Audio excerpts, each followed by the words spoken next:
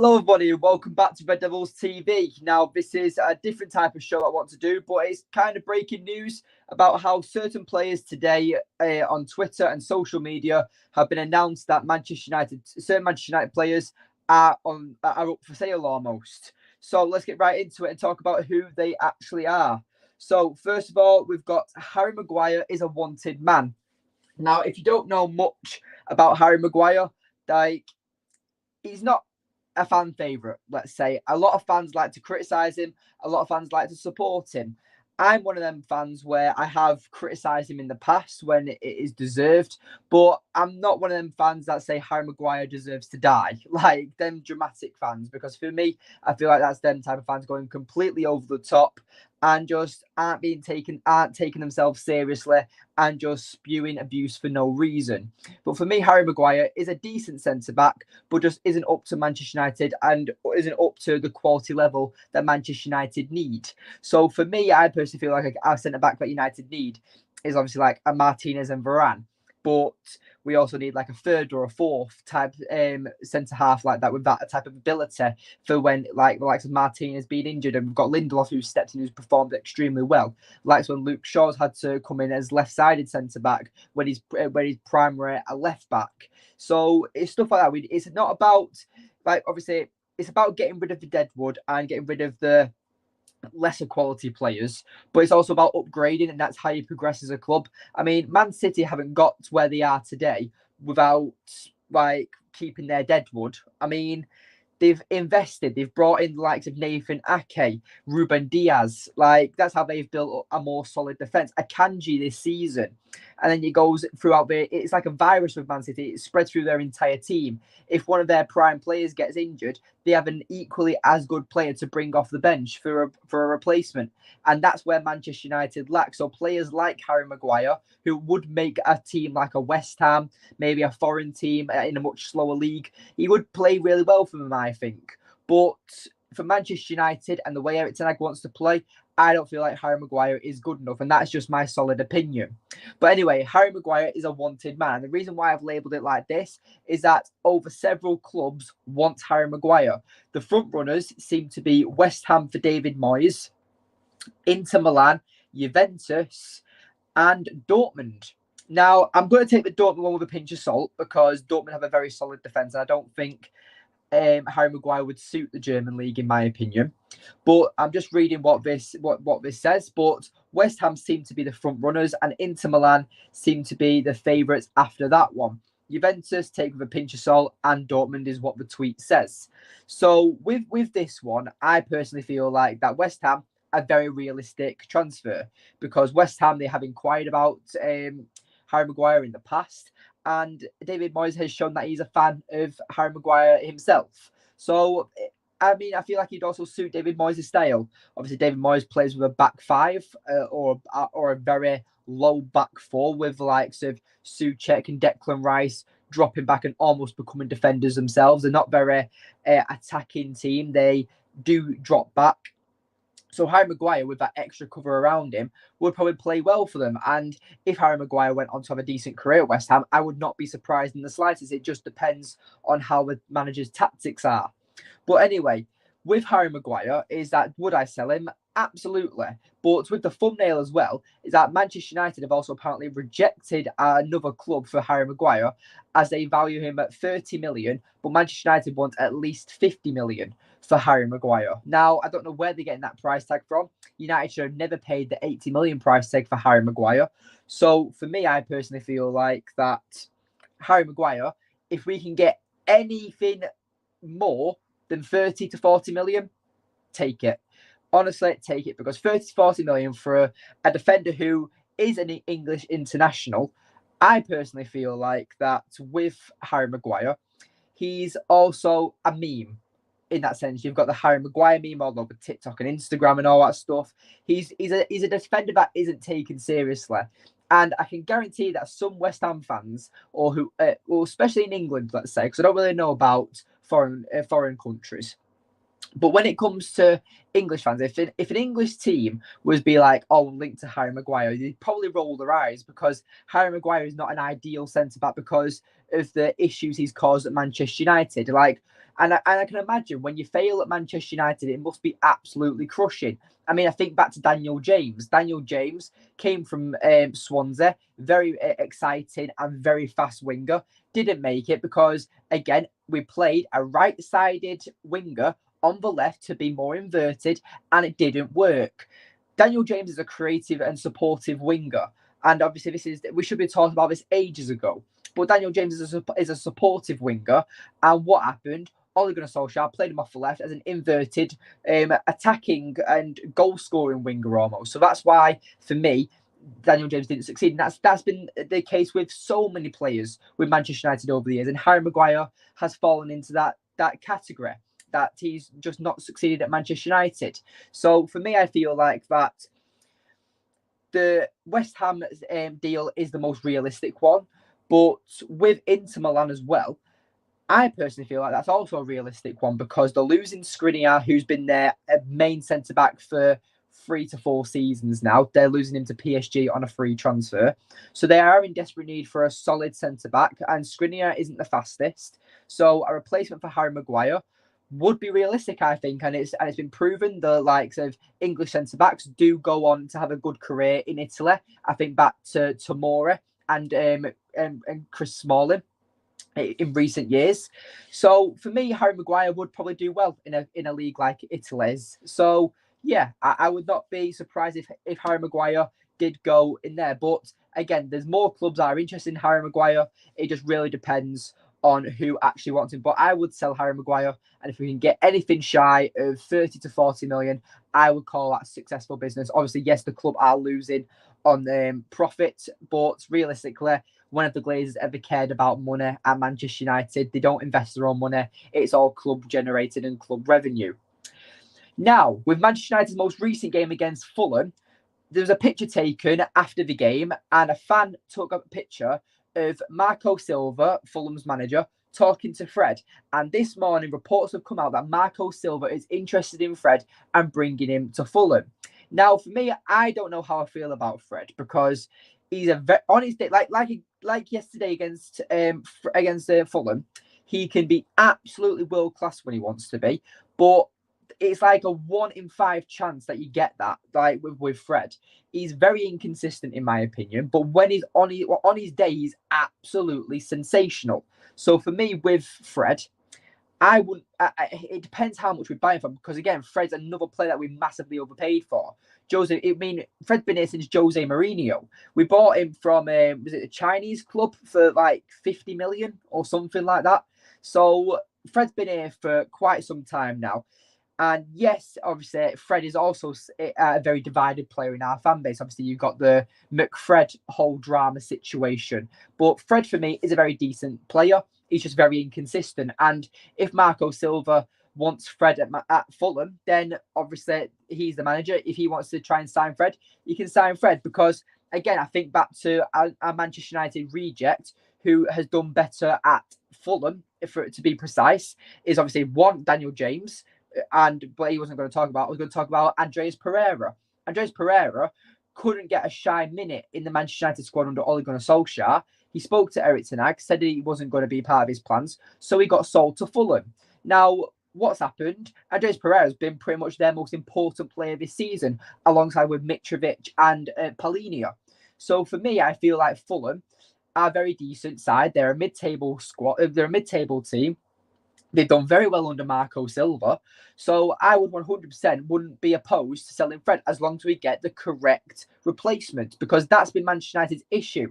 I mean, look at Ronaldo left just before the World Cup started, right? And who do we go and get? Wout Weghorst. Like, Wout Weghorst, I absolutely love him. Like, I love his passion, his work rate, everything. But it's literally like, whilst our scouting reports were flying around the world, scouting all these different players, we took a quick trip to Turkey. It's like, oh, let's go grab the son a little fake United shirt or something like that. And what happened? They saw Wout Weghorst there, playing for the Turkish club, getting an hair transplant, his teeth whitened, buying a fake pair of shoes, a Balenciaga bag, all the jazz. And they were just like, hang on a minute. Tall striker, do you want to join Manchester United? Yes, please. And obviously this is all a joke, but with Wout Weghorst, he never was Manchester United quality striker, let alone a Premier League quality striker. Burnley have just been promoted to the Premier League. Wout Weghorst is a Burnley player, and they have tried selling him already. So if a recent promoted side from the Championship are trying to sell him, and he's currently Manchester United's main striker on loan, then come on, we've got to get rid of him.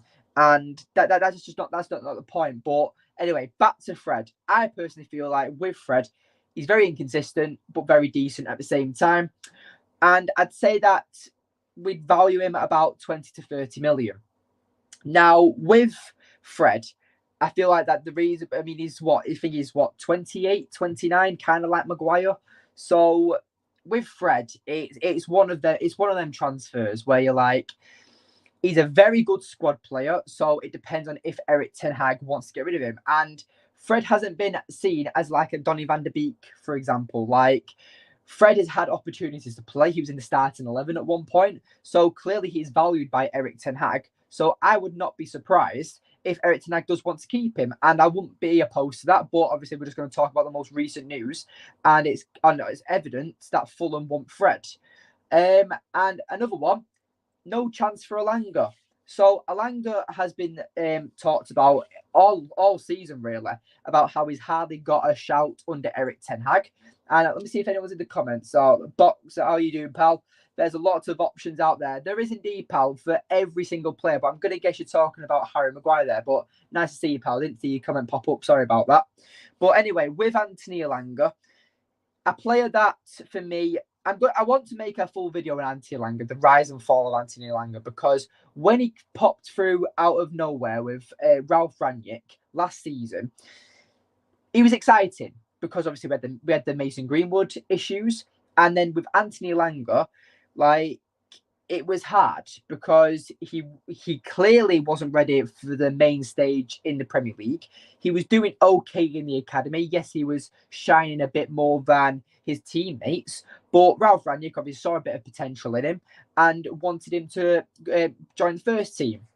Well, anyway, for me, it was far too rushed and far too soon for Anthony Elanga, and his development has just gone down and down and down. He's not been a chance to improve on his game.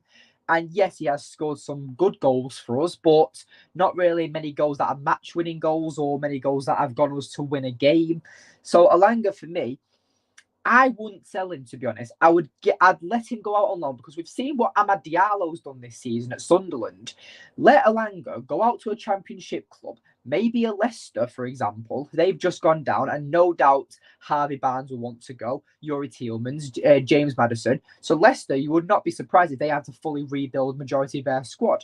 And Elanga, it would be brilliant if he could go to the Championship, learn his trade, and get better and better, and hopefully come back to as a better player. But for me, it's either you cash out or you let him go out on loan, because I don't see him getting into this Erik Ten Hag squad, in my opinion, especially with the likes of Sancho now starting to perform well over the last few games. Obviously, you've got Antony, you've got Marcus Rashford and Garnacho.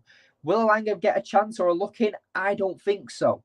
So for me, with Elanga, I think the best option is that he either goes out on loan, or if Manchester United want to cash out and raise some funds, because obviously the whole rumour is that United are having to sell to buy this summer. I personally feel like that we either cash out or we let him go out on loan. And I'm honestly preferring to cash out. And I like Anthony Elanga a lot, and I wish him all the best. But I think sometimes you get to a point in a player's career when they need to be like, right, I need to change the scenery. I need to go somewhere, prove myself and work on my game. Because for me, Elanga, whether he goes out on loan and has a successful loan or not, he knows eventually he's going to go back to Manchester United. So I feel like if he goes to a new club and he knows that's his permanent home, then he needs to start... he needs to move up in the ranks and get into the first team and get better and work on his game. I mean, I personally feel like that if you was to ask me if Elanga was sold to a Premier League club, which Premier League club would I choose? I personally think he'd suit at Crystal Palace. With Wilfried Zaha looking to not sign a new contract for Crystal Palace, I think Anthony Elanga could fit into Zaha's boots. So for me, Elanga, I like the look of him. But I just think that Garnacho is actually ahead of him at this point, and Garnacho's younger. So I do feel sorry for Anthony Elanga. Anyway, another player I want to talk about, Dean Henderson. Now, is Dean Henderson a liability? I've been critical about Dean Henderson, and I have said what is next for Dean Henderson. I have made a video on it for many months ago, so if you want to check that out, go and watch it. But I'm probably going to recreate this video at some point. But anyway, is Dean Henderson a liability? Now, for me, absolutely, because I think I've said, right, a few times on this channel now that I love De Gea. I absolutely love De Gea, but obviously his all-round game isn't good enough. And for me, if you were to ask me this 3 or 4 years ago, David De Gea for me was probably one of the top 5 goalkeepers in the league. And there was only 3 or 4 goalkeepers actually better than him. At this point now, I could probably say that over 10 goalkeepers are probably better than David De Gea. But David De Gea is a grandmaster in one category, which is shot stopping. Yes, he doesn't come out for crosses. Yes, he distribution isn't the best. But Dean Henderson, for me, is a player that's actually lower than David De Gea. I don't rate Dean Henderson. And if United were to get a new goalkeeper, if David De Gea was to leave, I wouldn't bring Dean Henderson back. I would definitely cash out for Dean Henderson. And it's looking that way with the likes of Nottingham Forest wanting to purchase Dean Henderson for our estimated value is what's been reported for 30 million. Now, I'm saying 30 million a lot, but that seems to be the actual average valuation of our players. So for me, I personally feel like Dean Henderson, I mean, we've already spoken about this, right? If Harry Maguire, Fred, Elanga and Dean Henderson were all to go for the respected price tags that have been reportedly set, then that's over 100 million in player sales from 4 players. And this is what I'm talking about. This is what been the fear was, that can United actually sell our deadwood? And I personally feel like we can, because we do have players that are wanted. But the fear is of players like Lindelof and Wan-Bissaka being targeted, because them players are the players we want to keep. And that's the thing we don't want to happen, because if you think back to James Garner at the start of this season, we sold him to Everton because he was the player that we could only sell, because he was the only player that was actually desired by other clubs. And we sold him for a low amount of like 14 million to Everton. And I personally feel like he could have got at least 25 million for James Garner back then. He had a sensational career at Nottingham Forest in the Championship. He, especially in the later stages of the season, he dragged them to that promotion. He played really well, especially in the playoffs. But anyway, with Dean Henderson, I definitely would sell him. And I feel like that United do need to find a young goalkeeper, and Dean Henderson isn't that anymore. I personally feel like if I'm going for a goalkeeper, I want my goalkeeper to be my goalkeeper for the next 10 years. Like, you think the likes of Diogo Costa, you think the likes of, for me, Gregor Kobel. Like, you've got these good goalkeepers, but United have goalkeepers in our youth academy as well. I can't remember what his name is, but there's one currently out on loan in the Czech Republic League, and he's won goalkeeper of the season. Sorry. So maybe bring him as a prospect under David De Gea, or I feel like that if we give him a few games instead of bringing in Jack Butland from Crystal Palace or Dubravka from Newcastle, sell Dean Henderson. Give this young lad a chance and let De Gea remain as the top goalkeeper. And then when you want to rotate it, see what this young lad's made of and see where we can go from there. But definitely for me, I do think Dean Henderson is a liability. I think that's the arrogance he shows. I think that the attitude he shows. I don't think he's a good enough goalkeeper. And for me, I definitely would get rid of him. And anyway, the final one, Amad Diallo is wanted by Feyenoord. Now, this was a report literally that came out probably about an hour ago. Now, and it wasn't a part of the video, but you know, it's breaking news, so let's include it. But Amad Diallo is wanted from Feyenoord, which is a surprise, really. Obviously, with him having a sensational season for Sunderland, he is going to attract attention from other clubs, not just Manchester United, because Manchester United fans and the club are still under consideration of what do we do with Amad Diallo next season. Does he join the first team? Does he go out on loan again? Or do we sell him? Like, I personally feel like I want to see Amad in a United shirt, but I still don't think he's ready. I wouldn't sell him to Feyenoord, but if Feyenoord want to, you know, give him, if Feyenoord want to loan him out, I wouldn't be opposed to that because a loan is a loan. But preferably, I would prefer to see Amad Diallo in the Premier League, because then he's then like having a trial or auditioning almost for United. Like, he's then practicing and developing in the same league as his home team. So if he's developing in the same league, playing well, and proves that he can play in the Premier League, which is a very physical league, and that's my only issue with Amad, because he's a very frail winger who probably could get bullied off the ball quite easy. Obviously, the Championship is also a very physical league, but it's not on the level of what the Premier League is. So what Amad Diallo would do if he went to Feyenoord, I would be gutted, to be honest, because I do feel like that Amad Diallo is a very decent winger. But anyway, for everyone that's watching right now, remember to leave a like on the video, subscribe if you're new. We go live at 7:30 every night, unless it's a match reaction. But obviously we've got the match reaction that will be against Man City at the weekend, which hopefully we win, which I'm really looking forward to. But anyway, let's just continue with the video. So obviously we've got the likes of Martial that we can talk about, McTominay we can also talk about. So would we sell them? I personally feel like with McTominay, like the Fred situation, I personally feel like that. Let's see if anyone's in the comments as well. Sorry, Box. Let's see how you're doing, pal. Oh, bloody hell, I've lost a lot of comments. Jesus Christ. Sorry, guys.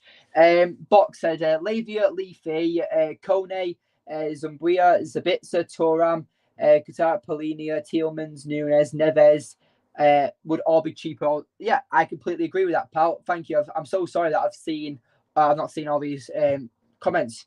Rice, Bellingham, McAllister, De Jong, Ergat, Caicedo, Tonali, Barella, either unattainable or very expensive. Yeah, I agree on that one, pal. I would 100% love Ergat at Manchester United. I feel like he'd be a very good player for Manchester United and be a very good understudy to Casemiro. Simon Davis, I agree. He deserves at least one more season, but long run, he will be leaving. David De Gea, that is. Eddie, nice to see you, pal. How you doing, pal? Big up, lad. Hope Ten Hag finds a prospect keeper that can play with his feet if Erik Ten Hag is going to proceed with his style. I agree on this. I really like David De Gea, like I've just mentioned. But again, with David De Gea, he's not good with his feet, and it's clear that Erik Ten Hag wants a goalkeeper that's good with his feet. Box, we might as well raise money to buy new players. 30 million for Elanga, 20 million for Hannibal would be a 50 million profit. That's also very true. I completely forgot about Hannibal. And Hannibal, you know what? That's a great comment, to be honest, mate. I completely forgot about him. And you know what? If we could get 20 million for Hannibal, from what I've heard with Birmingham, yes, he got the goal of the season for them, but I don't think he's actually improved or impressed anyone majorly. So for me, Hannibal, he's not had the same effect and loan opportunity of what Amad Diallo has had. So for me, I feel like that if we could get 20 million for him, that would be absolutely brilliant. Box as well, you've been great tonight, pal. All these comments. Not all youth will make it. Plus, we might as well capitalise on interest in youth, prioritise a select few of young group to develop them, in my opinion. Garnacho, Amad, Palestri, Mainu, Gerardo, and Fernandez. You know what? That list is my ideal youngsters that we keep an eye on for next season. Palestri, not so much because he's not had the opportunities, especially when Garnacho was injured. But Garnacho, Amad, Mainu, Gerardo, and Fernandez, absolutely brilliant. Mainu is a midfield. If you don't know about Mainu is a targeted as a holding midfielder, but can also play box to box and centre attacking midfielder. He can play every position in the centre of midfield, so he's one to look out for. Gerardo is a Spanish right back who I believe is 17, 18 years old, and with Gerardo, he's shown incredible leadership in the youth, and definitely would give him an option. And with Manchester United reportedly not knowing who their prime right back is going to be next season, Gerardo might be able to get a few games, especially in like the League Cup, for example. I definitely look forward to see all these playing pre-season, by the way. And Fernandez, I'm going to guess you're talking about Fernandez, who's gone to Preston. I can't remember his first name. Is it Alvaro Fernandez or something? But with Fernandez, I feel like that he's also a player that definitely looks like a solid player. Simon Davis, yeah, but what's happening with the club first before players can be bought? It's crazy. It is indeed. And if the sale goes through, then eventually we'll know what the plan is. But reportedly at the moment, United are looking at, because obviously the Glazers are current owners, we're looking to sell to buy. And if Erik Ten Hag wants to progress, the Glazers aren't going to invest much money. So for me, I feel like that United have to sell to buy. And it's not just my opinion. It's well known in the media that we are going to have to sell to buy if United want to get the likes of Harry Kane, or if we want to go back for Kim Min-jae or Frankie de Jong, whoever we want to buy. So for me, I feel like that, especially with the sale, it's all up in the clouds at the moment. But I'm just hoping after the FA Cup final on Saturday, Man United and the sale within the week will know exactly who it's going to be. It would be absolutely ideal if the Glazers actually come to Wembley and we see someone like Sir Jim Ratcliffe or the Qataris in their box or at the stadium, because that would actually go viral all over social media, because the amount of speculation that would cause. Simon, youth is the future. That is true, and it's all about getting these players like experience and development. Like Boxer said here perfectly, Iqbal needs a loan. He'd do so well under Carrick or McKenna in the Championship. I agree on that. Zidane Iqbal is a player that's absolutely solid, in my opinion. And again, a player that I would like to see in pre-season and see what he's made of. But again, I feel like that I don't like seeing, right, when United don't have the players at pre-season. I mean, it happened this pre-season.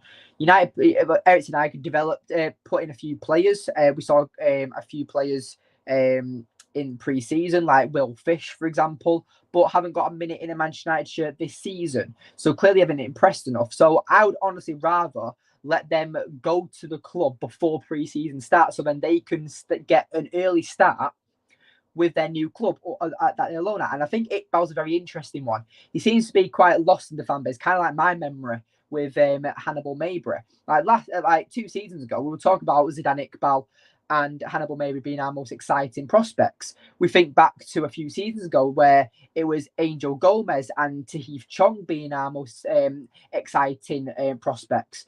Things change, and some prospects don't make it, unfortunately. Simon, Erik Ten Hag isn't stupid. No, he's not. He's a very methodical, stern, intelligent man manager. And Simon, well said. I can see it happening, Dad. The new owner there on the day you fuck us up. I'm a Blue, by the way. I know you are, pal. And obviously, much respect for you being on here. Obviously, a rival fan. It's massive respect. And all fans are welcome on Red Devils TV, whether you're a United fan, Arsenal, Newcastle, Chelsea, Liverpool, Salford City, Luton, whatever fan you are, you're always welcome on Red Devils TV, because we want to build a bigger and better community. Yes, we mainly talk about Manchester United, but again, we all love talking about football. So thank you for everyone that's tuning in for tonight. But anyway, that's been the show. Obviously, if more news breaks out, the breaking news, we'll be talking about it. Hopefully, I'm going to implement some more streams throughout the week. Normally, we do every night, 7:30 p.m. till about 8 p.m. But I've got a free week. So if any breaking news happens, expect to see a random live stream, because hopefully I'm just trying to build a bigger and better community. And I just want to, let's just grow together, and hopefully one day it does succeed. But anyway, if you haven't checked out any of my previous videos, make sure you actually check them out, because we go live every single day. We've got daily content, and you could watch it till the midnight almost, and I feel like you'll enjoy every single bit of content that I produce. But anyway, please leave a comment down below on things I can improve on, your ideas, topics, anything. I read every single comment, so let me know in the comments down below what you want to see from Red Devils TV. But honestly, everyone, thank you so much for watching who's tuned in tonight. Sorry about the comments, but yeah, I don't know what's happened there. I don't know why the notification didn't turn up. But anyway, guys, thank you everyone so much for watching, and I'll see you all very, very